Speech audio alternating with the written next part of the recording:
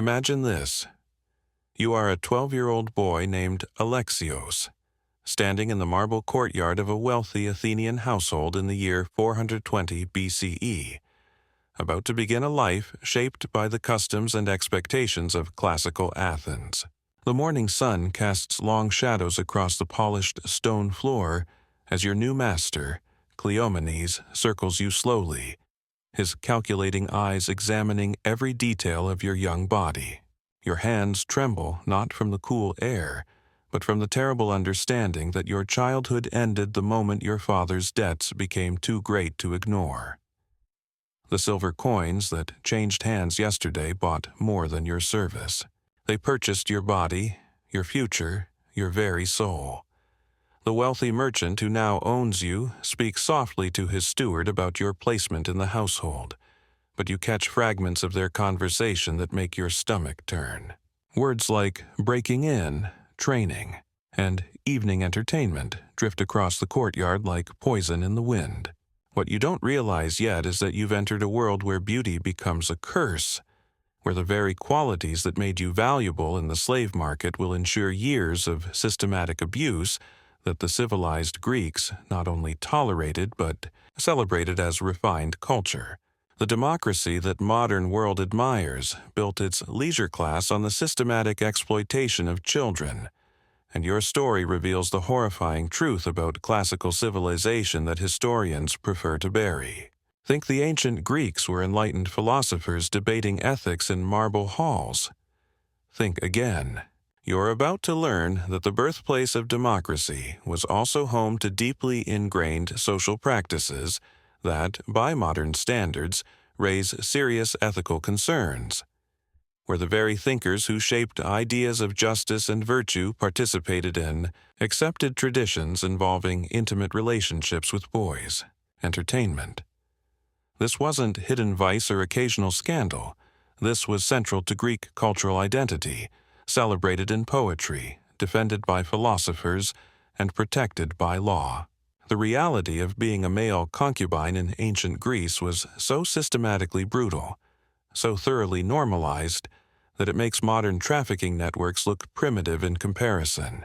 For the next 30 minutes, you're going to witness the complete destruction of a child's humanity, carried out by the same civilization that gave us the Parthenon and Plato's Republic.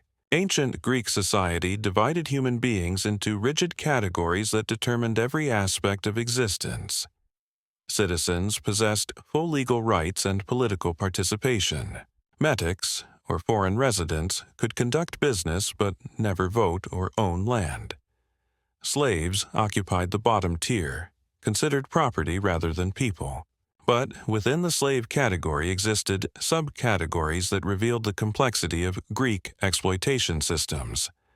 Male concubines, called pais or paidika in Greek, occupied a specific and disturbing position within this hierarchy. Unlike agricultural slaves who worked farms or household slaves who performed domestic duties, concubines served one primary function: satisfying the intimate desires of their masters. Greek law made clear distinctions between different types of human property, with concubines commanding prices 5 to 10 times higher than ordinary slaves. The practice, often idealized in modern accounts as romantic mentorship in classical Greece, was, in reality, a deeply entrenched system of age-structured relationships that involved clear power imbalances. It was so thoroughly woven into Greek society that challenging it would have been almost unthinkable at the time. The Erastes-Eromenos relationship, often described by Greek philosophers, involved mentorship bonds between adult men and younger males, with an understanding that such relationships could include a physical dimension, as was accepted within the cultural norms of the time. But here's what makes Greek pederasty uniquely horrifying. Unlike later Roman practices that at least acknowledged the exploitation involved, Greeks convinced themselves they were providing education and moral guidance to their young victims. They developed complex philosophical frameworks that reframed deeply problematic practices through the lens of virtue and education, casting relationships that would now be considered abusive in a noble and idealized light within their cultural context. Plato's Symposium, still studied in universities today as a cornerstone of philosophical literature, includes discussions reflecting the cultural norms of ancient Greece regarding mentorship and relationships between older and younger males. Aristotle wrote extensively about the benefits that boys received from intimate relationships with their elders. These weren't fringe opinions held by isolated perverts. These were mainstream cultural values expressed by civilization's greatest thinkers. The purchasing process for male concubines revealed the cold commercial reality beneath Greek philosophical rhetoric. Slave markets in Athens, Corinth, and other major cities maintained specialized sections for the boy trade, where dealers displayed their human merchandise with the same attention to detail used for horses or jewelry. Boys destined for concubinage underwent preparation that combined grooming with psychological conditioning. Their bodies were oiled and perfumed, their hair styled in fashions that emphasized youth and beauty. They were taught to walk, speak, and gesture in ways that would appeal to potential buyers.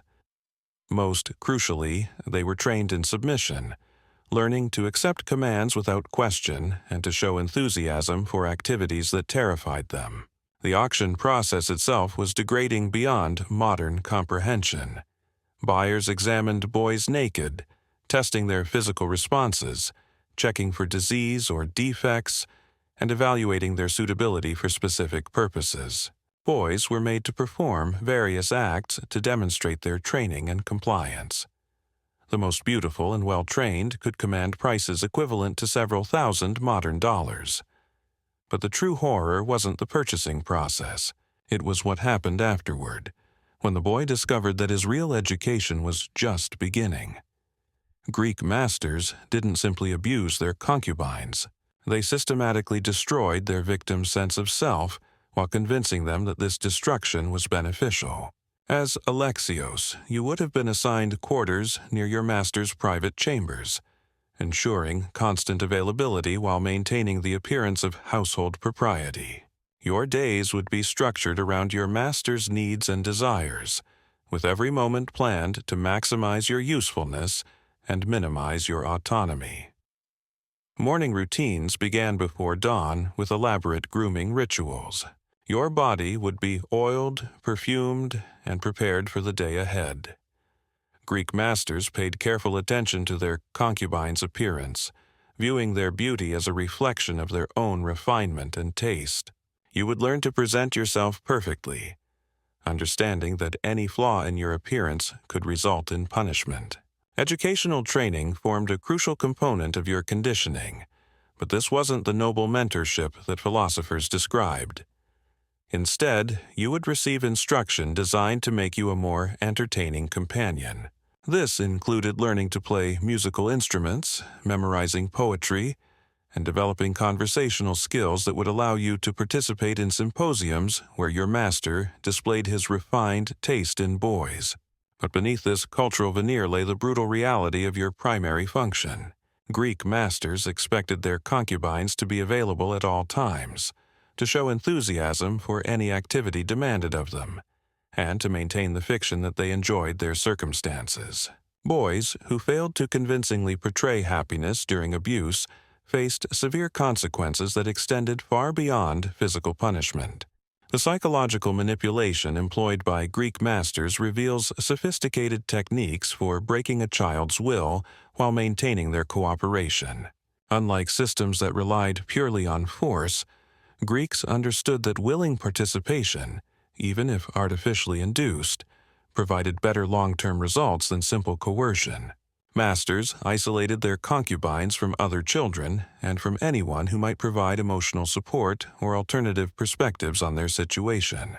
They created artificial families where the boy's entire world revolved around pleasing his abuser. This isolation made resistance psychologically impossible, as the boy had no frame of reference for normal relationships or healthy boundaries. The reward and punishment system was designed to make the boy complicit in his own abuse. Boys who performed well received special privileges, better food, fine clothes, and public recognition of their master's favor. This created a competitive dynamic where victims competed for better treatment by demonstrating superior submission and enthusiasm. Greek symposiums. The drinking parties where philosophers engaged in elevated discourse regularly featured entertainment provided by young male concubines. These weren't crude displays of abuse, but sophisticated performances where boys demonstrated their musical abilities, recited poetry, and engaged in witty conversation with the assembled intellectuals.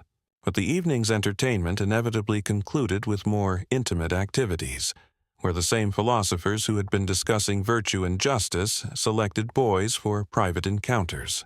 The cultural sophistication surrounding these events made them feel refined rather than predatory, but the boys performing had no choice in their participation.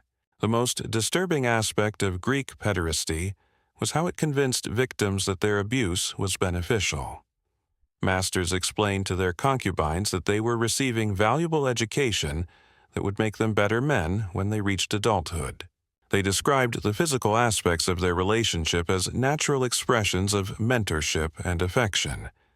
This psychological framework made resistance not just difficult, but seemingly ungrateful. A boy who objected to his treatment wasn't just defying his master. He was rejecting the generous gift of education and refinement being offered to him. This twisted logic trapped victims in situations where expressing discomfort became evidence of their own moral failings. Greek legal codes provided minimal protection for slaves and none specifically for concubines. Masters could abuse, injure, or even kill their property with little legal consequence as long as they weren't destroying someone else's investment. This legal framework meant that boys had no recourse when their treatment became unbearable. However, the economic value of well-trained concubines provided some practical protection. Masters who damaged their property through excessive abuse faced financial losses, creating an incentive for moderation. But this protection was purely economic, not humanitarian, and applied only to the most valuable boys. The cultural celebration of pederasty extended beyond individual relationships to encompass entire social institutions. Greek gymnasia, where young men exercised naked, became hunting grounds where older men observed and courted potential companions. Military units incorporated pederastic relationships as morale-building exercises, with older soldiers taking younger partners into battle. These institutions normalized the exploitation of boys by embedding it within respected social structures. A boy couldn't avoid pederastic attention by staying home, because every aspect of Greek social life included opportunities for older men to identify and pursue young targets.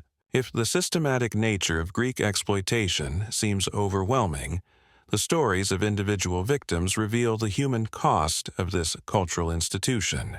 Archaeological evidence and literary sources preserve accounts of specific boys whose lives were destroyed by the civilization that claimed to be educating them. The poet Theognis wrote about his relationship with a boy named Cyrnus, documenting years of manipulation and abuse disguised as mentorship. His poems reveal a pattern of possessiveness, jealousy, and control that characterized many pederastic relationships. The boy's own feelings remain unrecorded, as victims rarely had opportunities to tell their stories. Vase paintings from the classical period depict scenes of older men pursuing younger boys, often showing the boys' obvious distress contrasted with their pursuers' determination. These artistic representations, intended to celebrate Greek cultural values, inadvertently document the unwillingness of many victims who were unable to express their resistance verbally. The training regime imposed on male concubines went far beyond simple submission and extended into complete personality reconstruction. Masters didn't want reluctant slaves. They wanted boys who genuinely believed their situation was beneficial and who would advocate for the system that destroyed them. This psychological conditioning began with isolating boys from their previous identities. Names were often changed, family connections severed, and personal histories rewritten. The boy who had been Alexios the farmer's son became simply the beautiful one, or the singer. Identities defined entirely by his usefulness to his master. Religious indoctrination played a crucial role in this process. Boys were taught that their situation represented divine will, that the gods had blessed them with beauty specifically to serve their masters. They learned that resistance to their fate was not just disobedience but impiety that could bring divine punishment on themselves and their families. Before we continue deeper into these forgotten testimonies of suffering, if you value learning about the hidden truths that shaped our civilization, consider hitting that subscribe button. These buried voices deserve to be heard, and there are countless more stories waiting to be told. You're helping preserve these testimonies by staying connected to this journey through history's darkest corners. The educational component of concubinage reveals how Greeks justified their exploitation through claims of cultural refinement. Boys received instruction in music, poetry, philosophy, and social graces that would make them attractive companions at sophisticated gatherings. This education was real and valuable, creating a complicated dynamic where genuine learning occurred alongside systematic abuse. Masters took pride in their concubines' intellectual development, competing with other wealthy men to possess the most accomplished boys. This competition drove increasingly sophisticated training programs that produced young men with remarkable cultural knowledge and social skills. The irony was that this education, provided at such tremendous personal cost, often left boys psychologically damaged and unable to form healthy relationships later in life. The music training that concubines received focused on instruments and songs appropriate for intimate gatherings. Boys learned to play the lyre and aeolos, memorized drinking songs and love poetry, and developed performance skills that made them popular entertainment at symposiums. Their musical abilities became another form of sexual currency, as masters loaned their talented boys to friends for special occasions. Physical training emphasized grace, beauty, and sexual appeal, rather than strength or athletic achievement. Boys exercised naked in private gymnasia, learning to move their bodies in ways that would please observers. They practiced dance, learned to oil and prepare their skin for display, and developed the physical presentation skills that made them valuable property. The age progression of male concubines reveals the built-in obsolescence of their situation. Greek pederasty specifically celebrated the beauty of adolescence, meaning that boys aged out of desirability as they matured into men. This created a constant cycle of replacement that ensured fresh supplies of young victims while discarding those who had grown too old to be appealing. Boys typically entered concubinage between ages 12 and 14 and remained in service until their late teens or early 20s. The most favored might extend their usefulness slightly longer through exceptional beauty or talent. But eventually, all concubines faced the devastating reality that their masters would replace them with younger models. The disposal of aging concubines created additional tragedies within the system. Some masters sold their former favorites to lower-class buyers who couldn't afford prime specimens. Others freed their concubines after years of service, but without resources or skills for independent survival. Many former concubines ended up in prostitution, the only profession where their experience had any value. The psychological damage inflicted on boys during their concubinage made recovery nearly impossible. Years of conditioning to believe that their worth came from pleasing others sexually left them unable to form healthy relationships or pursue normal careers. They remained dependent on systems of exploitation because they had never learned to function independently. Greek philosophical justifications for pederasty demonstrate how intellectual elites employed sophisticated rationalizations to align socially accepted relationships with their ideals of education and virtue, despite ethical implications that, by modern standards, are deeply troubling. These justifications weren't afterthoughts or excuses, but carefully developed theories that made exploitation seem virtuous. Plato argued that physical relationships between men and boys were stepping stones to higher spiritual connections, claiming that the lover's desire for the boy's body would eventually evolve into appreciation for his soul, and ultimately for abstract beauty itself. This theory conveniently required extensive physical intimacy as preparation for spiritual enlightenment. Aristotle described pederastic relationships as educational partnerships, where older men provided guidance and wisdom to younger partners in exchange for companionship and affection. He claimed that boys benefited from these relationships by learning masculine virtues and social skills that they couldn't acquire any other way. The Stoic philosophers developed even more elaborate justifications, arguing that pederasty taught boys to control their emotions and accept their fate with dignity. They claimed that learning to submit gracefully to an older man's desires prepared boys for the submission required by civic duty and social hierarchy. These philosophical frameworks had devastating practical consequences because they provided intellectual cover for systematic abuse. Masters could cite respected authorities to justify their treatment of boys, while victims were told that objecting to their situation revealed philosophical ignorance and moral weakness. The economic dimensions of male concubinage extended far beyond simple buying and selling to encompass complex systems of breeding, training, and distribution that treated human beings as livestock. Greek society developed sophisticated markets for boy slaves that rivaled their agricultural and craft economies in organization and scale. Breeding operations existed to produce boys specifically for the concubine trade. Slave women were forced to bear children who would be raised for sale, with careful attention paid to genetic factors that would make their offspring more valuable. Beautiful parents produced beautiful children. Intelligent parents produced clever children, and compliant parents produced submissive children. Training facilities operated like schools, specifically designed to prepare boys for concubinage. These institutions took raw material from the breeding operations or purchased children from desperate families and transformed them into finished products ready for market. The training process typically lasted 2 to 3 years and covered every aspect of behavior needed for successful concubinage. Quality control systems ensured that buyers received products that met their specifications. Boys were certified by trainers who guaranteed their skills, temperament, and physical condition. Buyers could return defective merchandise or demand compensation if their purchases failed to perform as advertised. The distribution network for male concubines extended throughout the Greek world and beyond, creating international markets for human flesh that operated with the efficiency of modern commercial systems.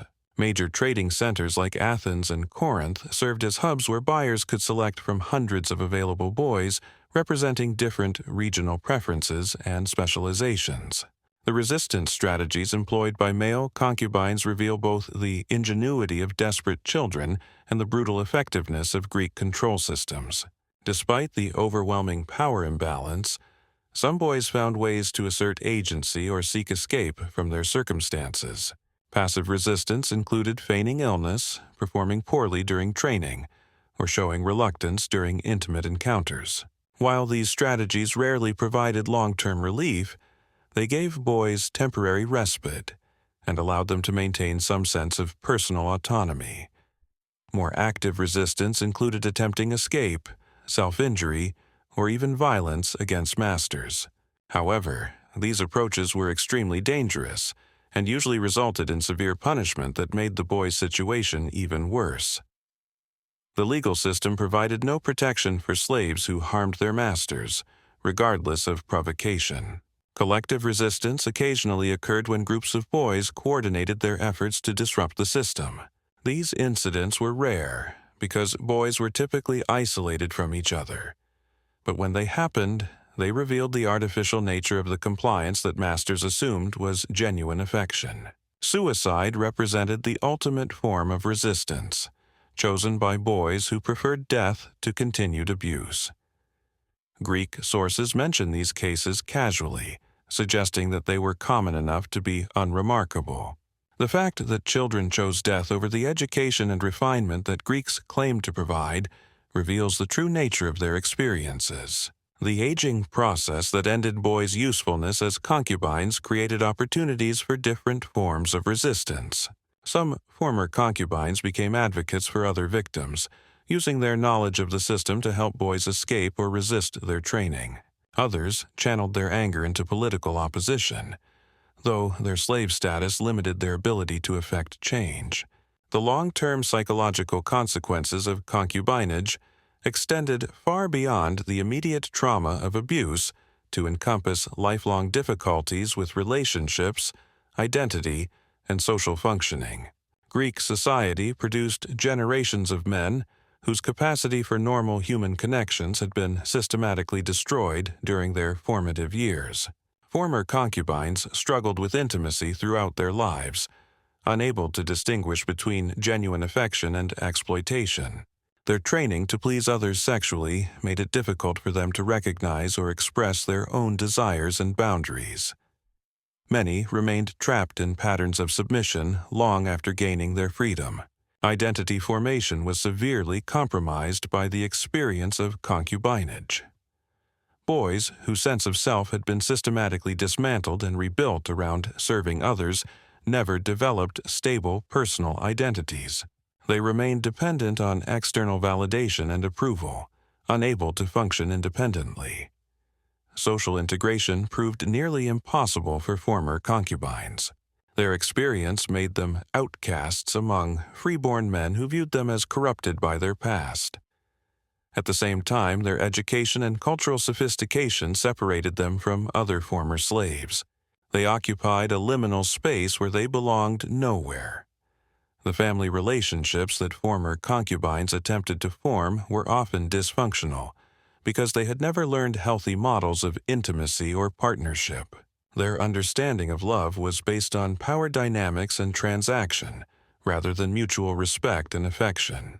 This religious dimension made resistance not just socially unacceptable, but spiritually dangerous, as boys were told that objecting to their treatment was tantamount to defying the gods. The cult of Ganymede, the beautiful boy whom Zeus kidnapped to serve as his cupbearer and lover, provided mythological justification for pederastic relationships. Greek art depicted Ganymede's abduction as a privilege rather than a trauma, teaching boys that being selected by an older man was divine favor rather than victimization. Religious festivals included competitions where boys performed for older men who selected favorites for private worship. These festivals combined sacred rituals with sexual exploitation, making it impossible for victims to separate their abuse from their religious duties. Temple prostitution involving young males existed in several Greek cities, where boys served gods by providing intimate services to worshippers. These boys were considered sacred, which provided them some protection from extreme abuse, but also made their exploitation religiously mandated rather than optional. The mystery religions that promised spiritual enlightenment often included initiation rites that involved older men performing intimate acts with younger initiates. These experiences were described as necessary for spiritual development, making resistance equivalent to rejecting salvation itself. Greek art and literature often portrayed pederastic relationships in idealized terms, presenting them as natural, aesthetically pleasing, and even beneficial, thereby normalizing practices that, by today's standards, are recognized as exploitative. These cultural products created a visual and narrative framework that made abuse seem romantic rather than predatory. Vase paintings depicted scenes of older men pursuing younger boys, but the artistic conventions made the pursuit seem playful rather than threatening. The boy's obvious distress was reinterpreted as modesty or shyness rather than genuine fear or unwillingness. Poetry, celebrating pederastic relationships, used language of love and devotion that obscured the power dynamics and coercion involved.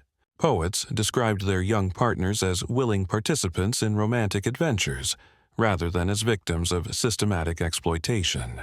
Dramatic performances included comedies that made jokes about pederastic relationships, further normalizing the abuse by making it seem humorous rather than harmful. These plays taught audiences that the suffering of boys was entertainment rather than tragedy. Even historical accounts of pederasty presented it as a normal and beneficial social institution rather than as systematic child abuse. Ancient historians who documented these practices did so admiringly, praising Greek civilization for its sophisticated approach to education and mentorship. The geographical spread of Greek pederasty reveals how cultural practices of exploitation can colonize entire regions through intellectual influence and political power. As Greek civilization expanded through conquest and cultural export, its practices of child abuse spread to societies that had previously protected children from such systematic exploitation. Greek colonies throughout the Mediterranean established pederastic institutions modeled on those in the mother cities. Local populations learned to see Greek practices as sophisticated and civilized, gradually abandoning their own protective traditions in favor of Greek models. Roman adoption of Greek cultural practices included embracing pederasty as a mark of intellectual sophistication. Roman elites sent their sons to Greek teachers who included pederastic relationships as part of their educational programs, spreading the abuse to Roman society. The Hellenistic kingdoms established by Alexander the Great's successors integrated Greek pederastic traditions into the fabric of their courtly culture. In certain instances, adolescent boys were offered as part of diplomatic exchanges between rulers, facilitating the spread of these cultural practices across much of the ancient world. Even societies that initially resisted Greek influence eventually adopted modified versions of pederasty as they came under Greek cultural pressure. The intellectual prestige of Greek civilization made its practices seem desirable rather than abusive.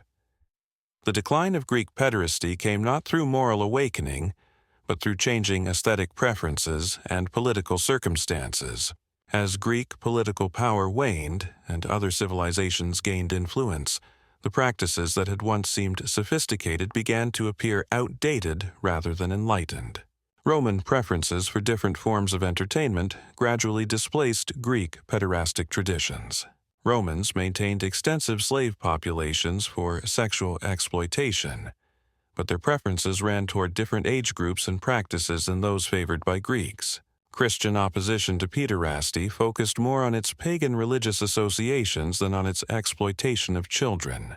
Early Christian writers condemned pederasty as part of their broader rejection of Greek and Roman culture, rather than as a specific crime against children. Economic changes that reduced the availability of slave labor made the expensive maintenance of male concubines less practical. As Greek cities lost their wealth and power, fewer families could afford the luxury of maintaining boys purely for entertainment and companionship. The rise of different philosophical schools that emphasized different virtues gradually undermined the intellectual justifications for pederasty. New ideas about education and mentorship made the old Greek models seem primitive rather than sophisticated.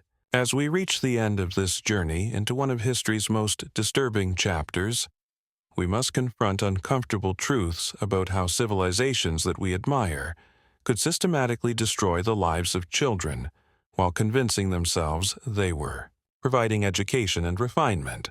The male concubines of ancient Greece were not historical footnotes or minor victims of an otherwise admirable culture. They were central to Greek civilization, their exploitation woven into every aspect of the society that produced Socrates, Plato, and Aristotle. The democracy that modern world celebrates was built on the systematic abuse of children who had no voice in the political process that claimed to represent human dignity. The philosophical achievements that we still study in universities today were created by men who owned and abused young boys, who developed elaborate intellectual justifications for treating children as property. The art that we display in museums was often created to celebrate the very practices that destroyed young lives. This isn't ancient history with no relevance to modern life. The psychological techniques that Greeks used to break the will of their victims while maintaining their cooperation have been refined and deployed by exploitative systems throughout history. Understanding how Greeks normalized the abuse of children helps us recognize similar patterns in contemporary institutions. The isolation, grooming, and psychological manipulation that characterized Greek pederasty appear in modern contexts wherever adults seek to exploit children. The same justifications that Greeks used to convince themselves that their abuse was beneficial continue to appear whenever systems of exploitation need intellectual cover. Most importantly, the stories of these forgotten victims remind us that civilizational achievements built on systematic exploitation are not true achievements at all. The beauty of Greek art cannot compensate for the destroyed lives that funded its creation. The brilliance of Greek philosophy cannot excuse the abuse that its practitioners committed and justified. If this exploration into the shadows of classical civilization has opened your eyes to hidden truths about our cultural foundations, subscribe to continue this journey together. There are countless more stories buried in history's archives, waiting for someone willing to listen to the voices that power has tried to silence. The young boys who suffered in Greek gymnasia and symposiums 25 centuries ago have long since turned to dust, but their suffering echoes through history as a reminder that some forms of evil are too destructive to be forgotten, no matter how much intellectual prestige surrounds them. We remember their pain not to sensationalize it, but to honor their humanity and ensure that the systems that enabled their victimization are recognized and resisted whenever they emerge. The civilization that claimed to have invented democracy and philosophy also perfected techniques for destroying children's souls while convincing everyone involved that the destruction was education.